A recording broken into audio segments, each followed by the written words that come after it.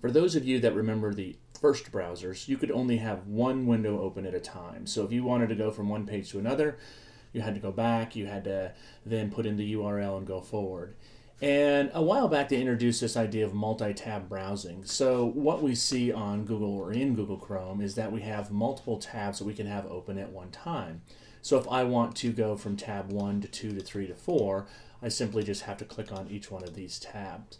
And the best thing about this Google Chrome and multi-tab browsing is I can continue to open tabs here and search for different things here. For example, I can come down here and open up a doc and those types of things. So multi-tab browsing basically just lets you have several different websites open at one time that allows you to access very quickly and easily. Now the next thing I want to show you about multi-tab browsing is how you take and make this more efficient. So what you'll notice is that I have a couple tabs that I'm probably going to use an awful lot. For example, my Gmail, my calendar, and my Drive. And I want to take those and I want to set those aside, but I still want to have them open. So if I right click on a tab, one of my choices is to pin that tab, and watch what happens when I pin the tab. Basically what it does is it kind of reduces the size of that tab and it puts it over to the left. And I'm going to do that to my calendar as well. Right click, pin tab, my Drive as well, because those are all three different windows that I like to have access to throughout the day. So that's how you pin a tab.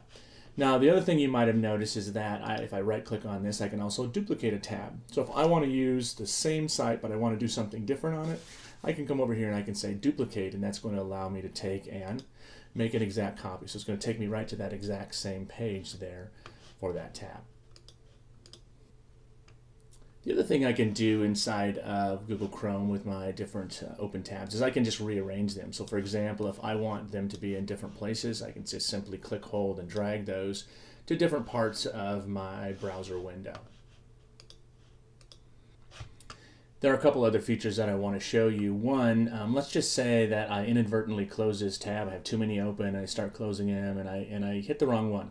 So I close a tab. What I can do is I can come over here to File, and I can reopen a closed tab. And notice we have shortcut keys for these as well. So I click here, it's going to take and it's going to reopen that tab that I just closed.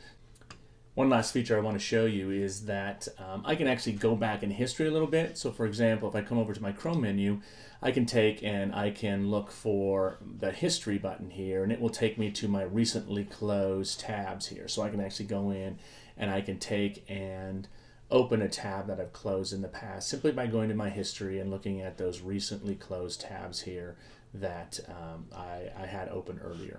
So that's it for the look at Chrome multi-tab browsing. We're going to jump into some other features in the next video.